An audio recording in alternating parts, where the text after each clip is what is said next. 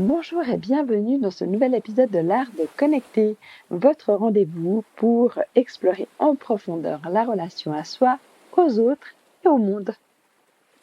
Je vous retrouve encore aujourd'hui depuis San Diego où je fais cette formation de transgénérative.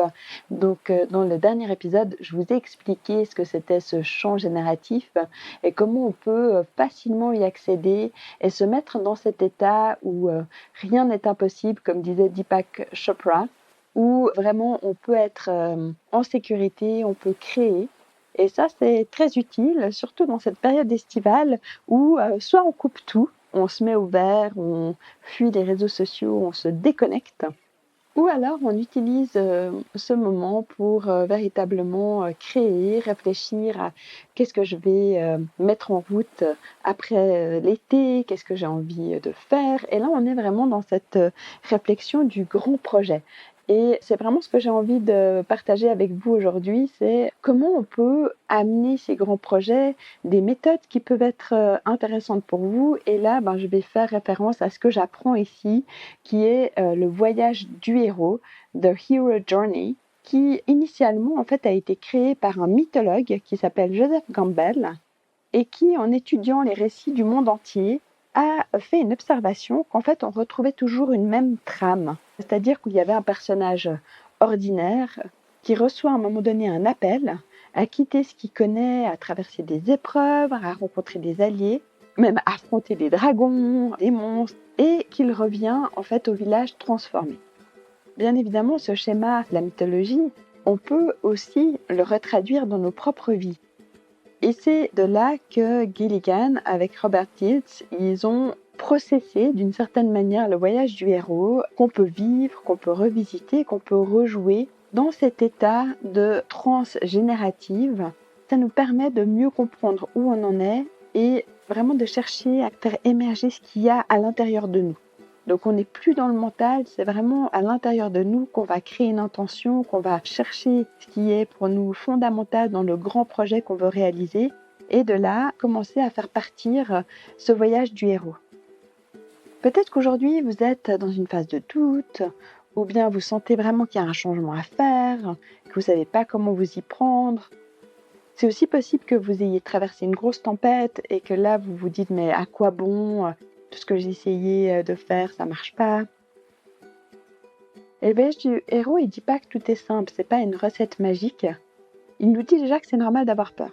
Et que c'est normal, au premier abord, de dire non à cet appel. Que c'est aussi normal, parfois, d'avoir envie de tout arrêter. Et que ces moments font vraiment partie du chemin. Et que l'idée, c'est de prendre avec nous, dans ce voyage, toutes ces résistances, ces émotions peut-être qu'on a enfuies, pour les faire vivre avec nous. Et moi, ce que j'apprends ici, c'est qu'avec les bons outils, on peut vraiment traverser ces étapes avec tous les bagages qui vont avec et on peut même les transformer. Parce qu'on a cette capacité infinie d'aller chercher des ressources à l'intérieur de soi. On peut rencontrer nos mentors, parfois même des personnes inattendues quand on est dans ces voyages transgénératifs et revenir finalement dans le concret de ici maintenant avec quelque chose de plus aligné, de plus incarné et vivant. Moi personnellement, je l'ai vécu quand j'ai décidé que je ne voulais plus faire de judiciaire, que j'avais envie de faire que de l'alternative à la justice et que j'étais dans une étude avec 5 associés qui, eux, ne juraient que par la voie judiciaire, eh bien, à un moment donné, j'ai refusé cet appel parce que j'avais peur de sortir de ma zone de confort. Et je voyais bien que c'était plus aligné, mais je restais quand même là. Je me faisais quelques ajustements parce que pour moi, c'était sécurisant. Et puis, à un moment donné, il y a eu des discussions, notamment avec ma maman spirituelle qui me dit « Sandrine, l'entre-deux, c'est jamais bon ». Des livres, la formation de coach que j'ai fait plus tard, mais qui m'a aussi aidé à répondre plus rapidement à des appels. Et à un moment donné, tout a changé. C'est-à-dire que j'ai pris ce risque. J'ai pris ce risque de quitter l'étude où je me trouvais, de créer une nouvelle structure. Et je suis partie. Et bien évidemment, aujourd'hui, je ne suis plus du tout la même qu'avant. Dans ce voyage, dans tout ce que j'ai fait, dans mon évolution. Et je pense qu'on vit tous ces cycles encore et encore.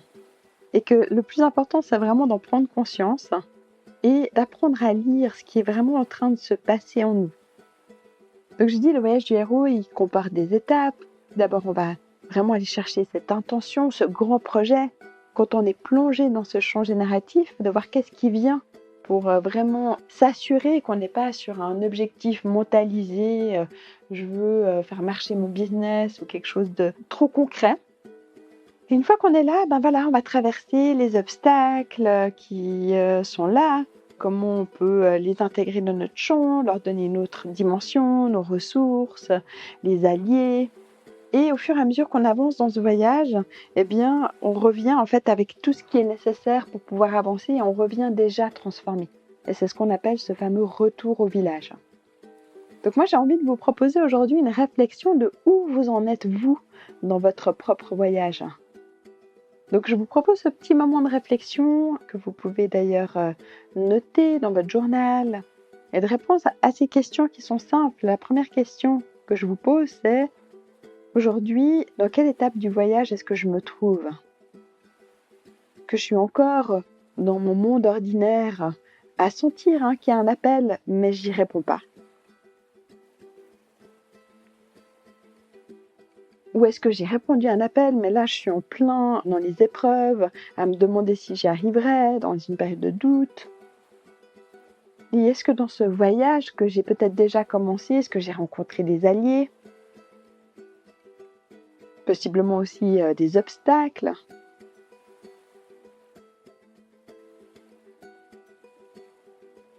Est-ce que j'ai déjà traversé un seuil, une étape transformative ? Et aujourd'hui, est-ce que je suis prêt à revenir transformé de ce voyage ?